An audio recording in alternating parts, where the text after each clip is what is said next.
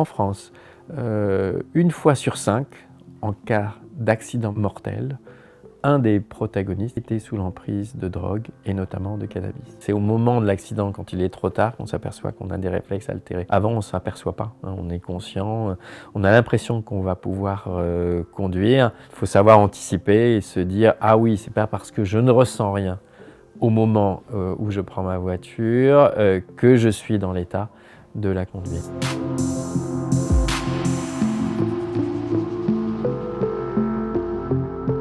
Le cannabis peut toucher une zone du cerveau qu'on appelle le cerveau pariétal, oui, c'est le cerveau qui se trouve à ce niveau-là et qui est responsable du traitement notamment de toutes les informations qu'on reçoit par les yeux, auditives, par le toucher, ce qu'on appelle les sensations synesthésiques. Ça entraîne une altération de ce système avec la possibilité d'avoir ce qu'on appelle des hallucinations. On voit des images qui n'existent pas, les informations qu'on va recevoir, qu'elles soient auditives, visuelles, vont être perturbées et effectivement si on perturbe les capteurs, la réponse à la conduite va être perturbée et un retard à l'action, une modification de la perception du temps qui sont dues à l'action du cannabis sur le cervelet, cette partie du cerveau qui se trouve là derrière.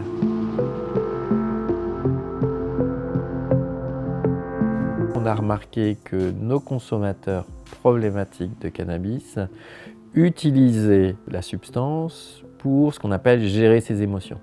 C'est-à-dire qu'une tristesse soit moins douloureuse, une peur mise à distance. C'est une émotion comme la peur quand vous voyez un obstacle arriver qui vous fait réagir immédiatement. Si ça s'est altéré, bien évidemment, votre temps de réaction sera plus long et vous n'éviterez pas le danger.